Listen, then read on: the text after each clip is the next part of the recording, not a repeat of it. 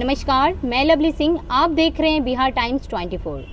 Corona महामारी के दौरान 3 वर्षों से छात्र संघ चुनाव नहीं हो रही थी, लेकिन इस साल छात्र संघ चुनाव हो रही है।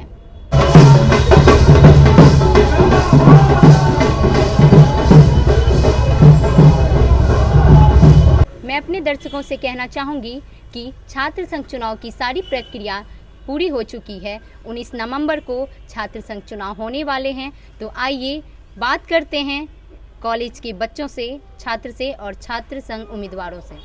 आपके कॉलेज में जो छात्र संघ चुनाव हो रही है, उसमें आपका क्या कहना है? छात्र संघ चुनाव में सब पार्टी आ रहा है। अब जो ज़्यादा ध्यान देगा हम लोग पर उसको वोट दे देना।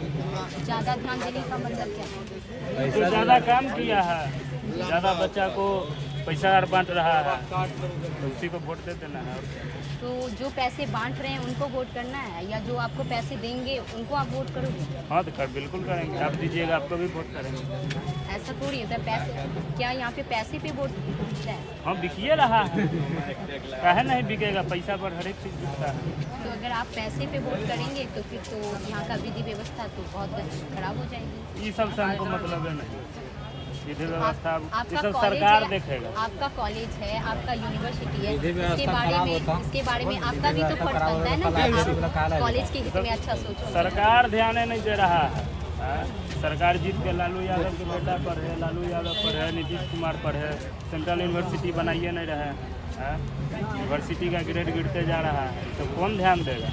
नेता ध्यान नहीं देते हैं। नेता भी यही चाह रहा है। नेता ही कहते हैं कि पैसा बांटो, वोट खरीदो। आप लोग तो आने वाले समय का भविष्य है ना। अगर आप लोग अच्छा करेंगे, आप लोग ही आगे चल के नेता बनेंगे ना, तो आप लोग ही आगे चल के करोगे ना अच्छा। अरे हम पैसा नहीं लेंगे, लेकिन ये ले लेगा, वो ले लेगा। तो इसको भी सुधारना तो आपका फर्ज बनता है ना। अब कितना को मारिएगा, कितना को समझाइए? आप समझा भी, जरूरी नहीं है कि आप मार पीट से ही समझा सकते हैं। आप बातों प्यार से से नहीं भी पूछता बात है, पैसा के आगे सब मजबूत।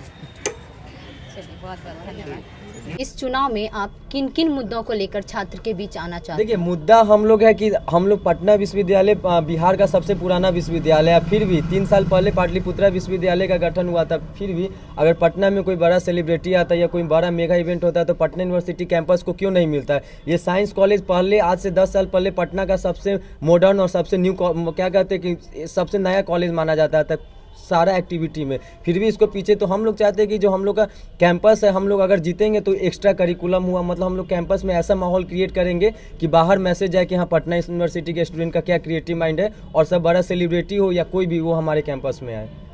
आप किस पद पे जीत रहे हैं? मैं अपने आप को कॉलेज काउंसलर के लिए प्रपोज कर रहा हूँ। अगर आप आगे चल के जीत जाते हैं तो आप कॉलेज के लिए क्या करना चाहते हैं, क्या क्या सुधारना चाहते हैं? मेरे हिसाब से कॉलेज में 3 महत्वपूर्ण चीज़ है जिनमें सुधार की ज़रूरत है। सबसे पहला है कैंपस, दूसरा इस कॉलेज का करिकुलम, और तीसरा जो कि सबसे इम्पोर्टेंट चीज़ है वो इस कॉलेज का कल्चर। तो इन 3 चीज़ों पर मेरा सबसे ज़्यादा ध्यान है, और इन 3 चीज़ों पर मैं विस्तार से आपको बताना चाहूँगा। देखिए, कैंपस में जो सबसे ज़्यादा विजिबल चीज़ है, कोई भी अगर बाहरी आदमी आता है इस कैंपस में तो क्या देखता है? ग्राउंड को देखता है। ग्राउंड में हमारे रेगुलर घास की कटाई नहीं होती।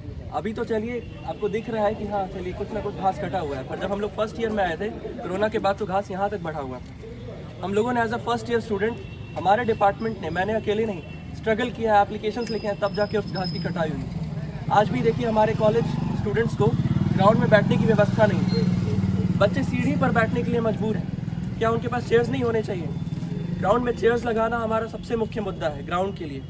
उसके अलावा जो सबसे विजिबल प्रॉब्लम है हमारे उस कॉलेज की, ये है हमारा कॉलेज का कैंटीन। बस बिल्डिंग मात्र बन के रह गया है दीदी, ये इसमें इसका कोई फंक्शन नहीं है। हमने फर्स्ट ईयर स्टूडेंट के रूप में, मैं जब यहाँ फर्स्ट ईयर में आया था तो मैं अकेले गया था प्रिंसिपल के पास एप्लीकेशन लेकर, क्योंकि मुझे यहाँ के सिस्टम के बारे में पता नहीं था, मुझे इग्नोर किया गया। फिर उसके बाद मैं पूरे डिपार्टमेंट के साथ गया वहाँ प्रिंसिपल के पास, तो प्रिंसिपल ने कहा इस पे तत्काल कार्यवाही होगी, परंतु 3 से 4 दिनों के अंदर उनका कार्यकाल ही समाप्त हो गया। उसके बाद जब मैं सेकेंड ईयर में आया तो as a second year student मैं अपने क्लासमेट्स और हॉस्टल मेट्स के साथ गया DSW के पास। तो DSW का ये कहना था कि प्रशासनिक कारणों की वजह से हम कैंटीन को नहीं खोल सकते हैं, लॉ एंड ऑर्डर सिचुएशन खराब हो जाएंगे। तो आप ही बताइए, लॉ एंड ऑर्डर सिचुएशन किसके हाथ में है? हम छात्रों के हाथ में है क्या? ये प्रशासन का काम है लॉ एंड ऑर्डर सिचुएशन को संभालना। तो प्रशासन की इररिस्पॉन्सिबिलिटी के कारण हम छात्र क्यों भुगते? ये हमारा कैंपस का बात मुद्दा है। बताइए, आपसे पहले भी कोई छात्र नेता आए होंगे जो इन सब चीज़ों के लिए सोचे होंगे, करने की कोशिश की होंगी, बिल्कुल। तो वो क्यों नहीं कर पाए फिर आप?